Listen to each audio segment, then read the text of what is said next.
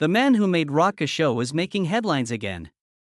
This time, however, the story isn't about venues that are sold out or fire-breathing. Awe and indignation are being aroused by what the monster has done.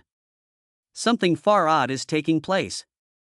And it's making even ardent fans wonder if he's finally taken on more than he can handle.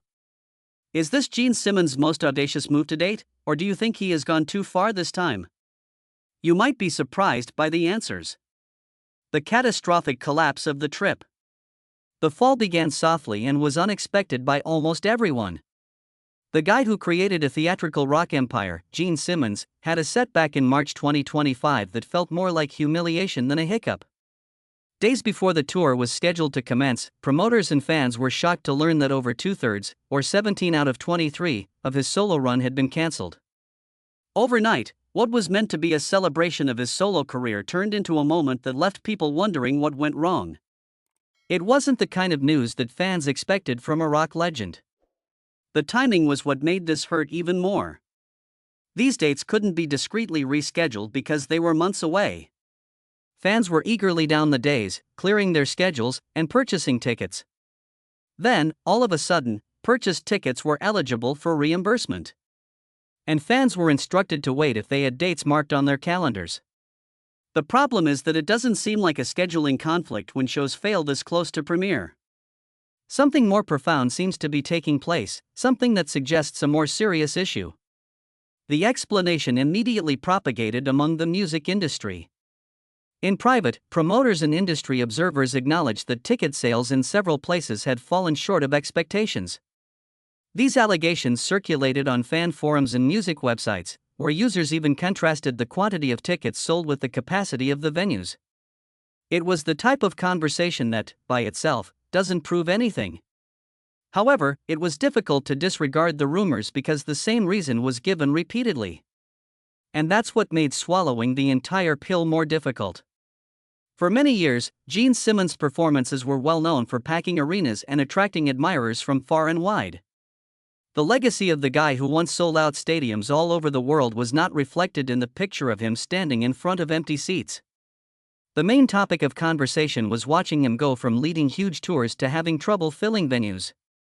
Had the magic vanished? Or had the fans just moved on after he left the Kiss machine? We'll never know. Nevertheless, a direct remark ended the entire discussion. Popular rock media advocate Eddie Trunk posted on his former platform that, just to be clear, none of Gene Simmons' shows have been cancelled. A few are. One venue has announced a cancellation, and people are reacting. This announcement isn't about a tour. Several series are currently on, while others have been discontinued. It doesn't take a genius to figure out why they cancelled. The comment came out as a chilly remark and became a shorthand for what many people thought was clear. The market appeared to have made its decision, but not in Simmons' favor. Although it didn't fully explain everything, the remark solidified a developing impression and raised the question that everyone wanted to know the solution to. What would the demon of rock do next if he was no longer able to attract an audience? The true story might lie in what was going on behind the scenes, not what transpired on stage. Even more fascinating are the choices that have shaped this tour. Simmons wanted touring to be as easy and uncomplicated as possible. By the way, I designed a business model that is just semi-genius, he said in his own words. I bring my guitar pick with me. That's all. No trucks, no road workers, no manager, and no equipment are present. The promoter provides everything. Everything is rented locally, including the hotels, airfare, and all of the drums and amps. That's what the promoter has to pay. And I pocket any six-figure sum or greater that is available. It was the sort of strategy that seemed kind of smart and efficient. Just the man, the songs, and a small business designed to make the most of every dollar, no huge crew to transport or costly setup that eats into revenues. It sounded like a behind-the-scenes look to fans. From a business perspective, it appeared to be a model with fewer moving parts that might go farther than before. The math seemed to work for a time. Simmons asserted that his earnings from solo shows were more than those from Kiss. A larger percentage went directly into his pocket because smaller venues meant lesser expenses and fewer mouths to feed. When he was planning it, it was a sensible tactic. You could still provide audiences with the music they came for and make more money if you took away the massive production, the show, and the pyrotechnics. It was the sort of scheme that looked too wonderful to be true. Then reality quickly emerged. Sales of tickets fell short of projections. Soon after, the full months of April and May were discreetly removed from the calendar. As we previously stated, 17 performances were cancelled, reimbursements began to be issued, and VIP packages that had been marketed as unique experiences abruptly turned into liabilities. What went wrong was likely a mystery to the fans who had paid for those meet and greet experiences. The empty cinemas were now causing a plan that was based on efficiency to falter. Fans weren't silent and were quick to notice. Social media feeds quickly overflowed with screenshots of cancellation notifications and dissatisfied comments, as is customary. They discussed the cost of the tickets, the schedule, and even if Simmons could still attract an audience without the band behind him, the full Kiss machine. The entire situation seemed to have devolved into a challenge to his legacy, and the conversation looked to be getting more heated every day. In the background, promoters rushed. Refund procedures, renegotiations, and attempting to salvage the remaining dates were all necessary due to last-minute cancellations. The consequences for venues went beyond money. As you are aware, these shows had reserved excellent calendar slots, but they were now vacated. It was a logistical challenge for local teams. Additionally, it was a warning sign for certain promoters. Because poor press can be difficult to overcome and news gets around rapidly in the business, a wobbly launch might be more harmful than a slow one. What began as a straightforward touring strategy evolved into something really intricate. As long as there was an audience, the concept was successful. And the whole model fell apart when they didn't. What ought to have been a slim, effective revenue generator had become an expensive public embarrassment. However, the story didn't finish with the tour's collapse.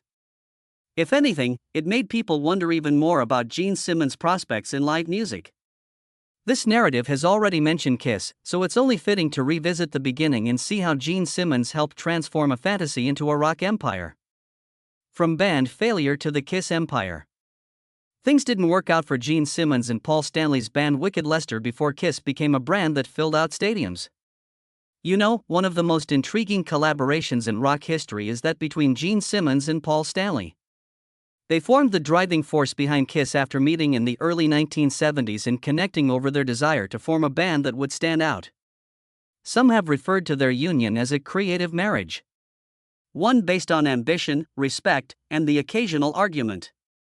Working with Gene hasn't always been simple, as Paul has acknowledged. I didn't think much of Gene when I first met him. However, practicality was at play. To achieve your goal, you must prioritize and determine what matters most to you. Additionally, I was aware that Gene and I were far more powerful as a team than as individuals. I doubt that he was aware of that. But, he remembered, that became unimportant. There has occasionally been conflict between them as a result of Gene's strong personality, never-ending business endeavors, and desire for attention. They have remained united for more than 50 years in spite of these disagreements.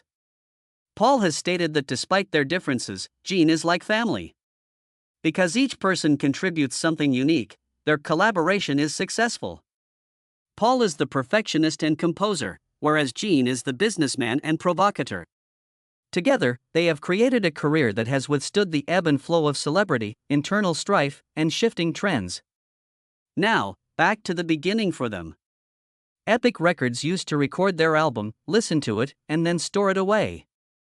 The label determined that the sound was too disorganized and unsuitable for radio playback. That choice was a wake-up call for Gene and Paul. They needed to think beyond music if they desired a career. That refusal forced them to abandon Wicked Lester's more subdued sound and begin anew with a more aggressive edge, a more ambitious goal, and a strategy to dominate the stage in every manner. They hired Ace Frehley and Peter Criss as a result of that choice. Created Kiss and planned the band as a whole. Simmons and Stanley were concerned that those old Wicked Lester recordings may be released in order to turn a quick buck once Kiss began to acquire popularity. Their future would not be derailed by their past. Thus, there was just one way out of it. Purchase the master tapes. Kiss recovered $138,000 and repurchased the master tapes. It was more about control than pride. They were prepared to pay to have a portion of their past erased in order to preserve the narrative they were creating. After putting that behind them, they began to consider the type of band they truly wanted to form. They determined in January 1973 that a typical rock band was insufficient. Giving folks something they had never seen before would be necessary if they wished to be remembered. And the notion that kisses are more than just songs began to take shape. They drew figures, applied makeup, and drew influence from horror movies and comic books. Each practice turned into an experiment. Giving viewers something they couldn't ignore was their aim. They wanted a moniker that would stick at some time in those early days. Something brief. As well as something that would make a strong poster. Then, when they were traveling around New York, Paul Stanley thought of the name KISS. With fan theories like Knights in Satan's Service and Kids in Satan's Service, many have attempted to turn it into an acronym over the years. However, the band has consistently refuted those interpretations, claiming that it was never intended to be an acronym. It just went beyond the English language, which is why it was selected. It was a modest gig when they eventually secured their first gig as Kiss. They performed on January 30, 1973, at a small Queens bar.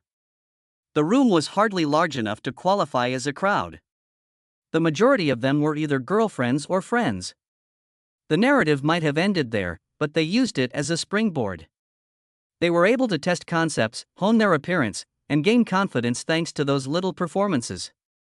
They discovered something fresh about what worked and what didn't every night. When their manager, Bill Alcoin, asked a magician to teach Gene Simmons how to breathe fire, the show quickly evolved beyond only music.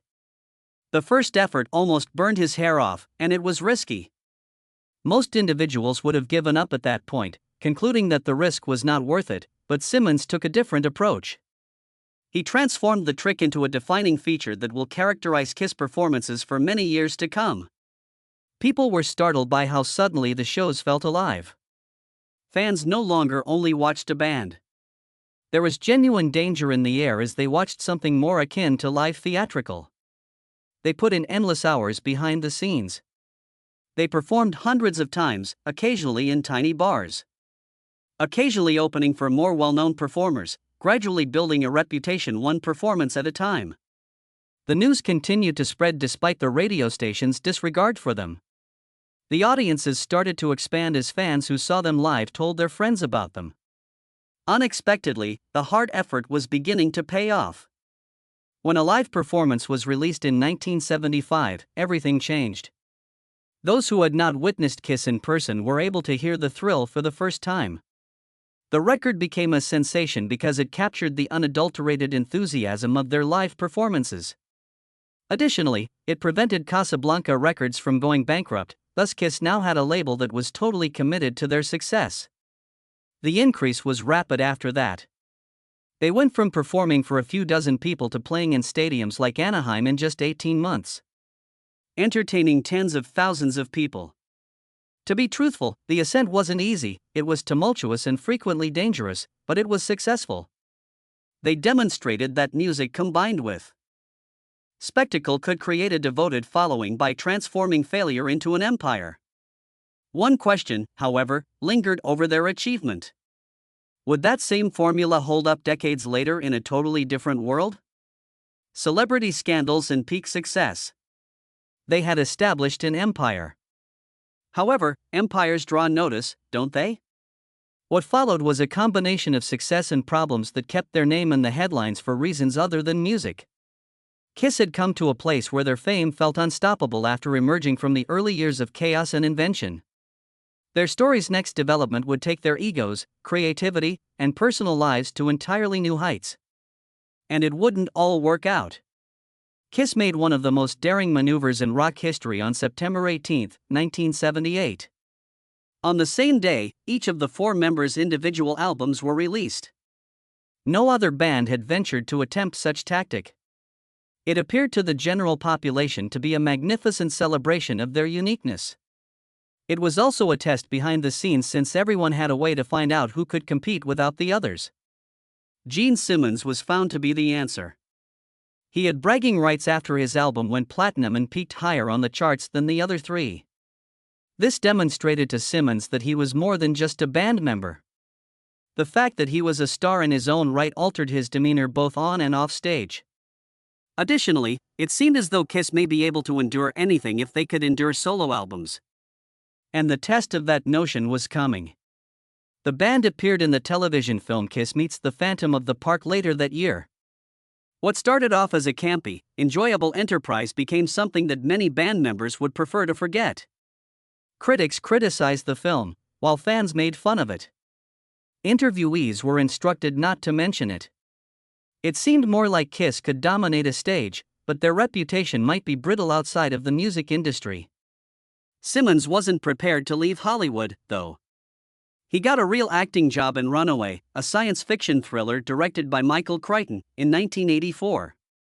He demonstrated his ability to go deeper by portraying Dr. Charles Luther, the antagonist, who traded his demon demeanor for a cunning scientist whose creations backfired.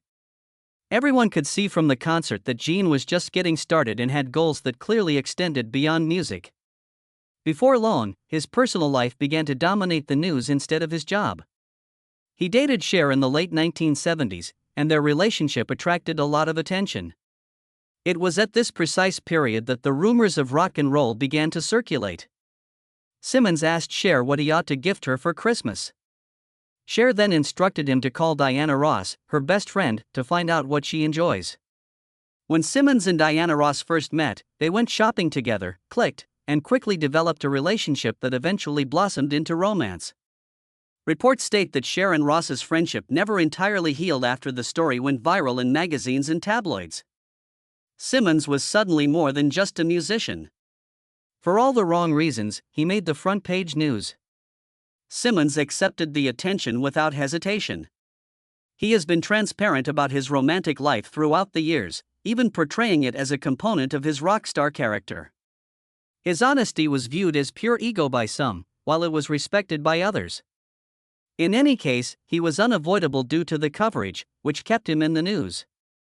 Even while the band wasn't on tour. The band realized they had to take a risk in order to remain relevant by the early 1980s. On September 18, 1983, they stunned the public by removing their makeup in real time on MTV. Fans finally got to see their true faces after a decade of secrecy. Simultaneously, they released Lick It Up, a tougher, heavier record that rekindled the interest of many rock lovers who had fallen away. The risk paid off. That year, the record went gold, and then platinum. Kiss seemed to have effectively reimagined themselves for a new age. Kiss was the force behind all of this. They weren't just profitable due to their music. Their faces appeared on comic books, lunchboxes, toys, masks, and dozens of other items, making their brand recognizable to practically every home. Merchandising was one of their main revenue streams by the early 1980s. Simmons and the rest of the band had a different perspective on fame and their future after business journalists frequently noted that Kiss's brand and licensing agreements would likely endure longer than many music trends. Gene Simmons has been portrayed as the monster, the entrepreneur, and the sensational figure. Let's now focus on his family and see what life was like off the stage. Exposure to reality TV and family life.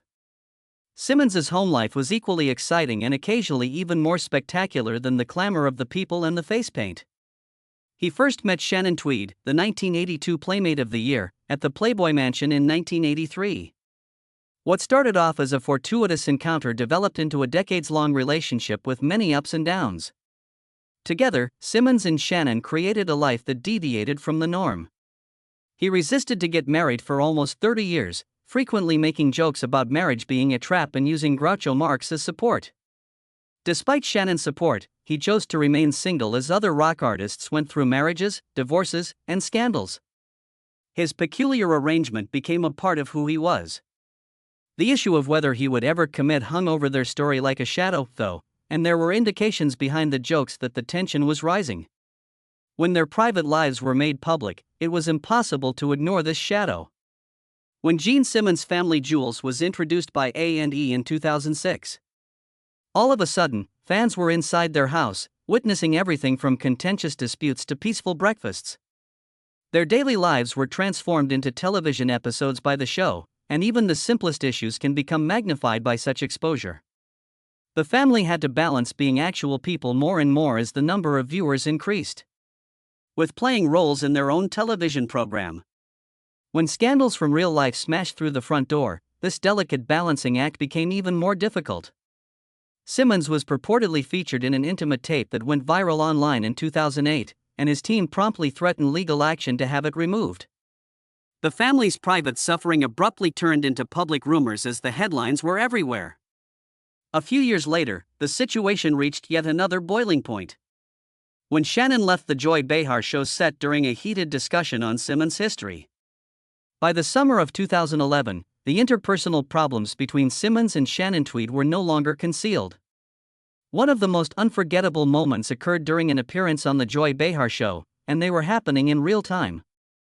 The anxiety in the studio was palpable from the first moment the cameras began to roll. After playing a footage from Gene Simmons' Family Jewels that showed Simmons being pictured with two young women as they left a restaurant, Behar turned to him to gauge his response. In front of a live audience, Shannon took off her microphone, called Simmons a pig, then walked off the set after Simmons made a joke about it, as she always does. The scene fell silent for a few seconds, and Simmons and Behar had to decide how to go. Simmons. He was obviously shaken and accused the host of ambushing him. Behar retorted that the video was taken directly from A&E, the network that produced the reality show on the couple. Their love was put to the test by this one walk-off, leaving spectators to worry if the couple would survive. However, the long-awaited tale finally came to light on June 26, 2011. One of the most significant events in the series was Simmons' proposal and their wedding. As a symbolic approach to end his previous existence, Shannon torched Simmons' collection of old Polaroids in one particularly memorable episode. As millions of admirers watched, it seemed like a public and personal pledge, ushering in a new era for the pair. The burden of growing up in a home where nothing remained private for very long was also felt by their kids, Nick and Sophie. Nick, who wanted to write comic books, was involved in a plagiarism scandal that resulted in the project being withdrawn from publication. Growing up in front of cameras and coping with her father's exaggerated image presented Sophie with her own set of difficulties. The story of the family was made more tense by the fact that both siblings had to discover who they were in front of the world. The Simmons-Shannon story demonstrates how private decisions can turn into public events, from their initial encounter in Malibu to their wedding that was broadcast on television across the globe.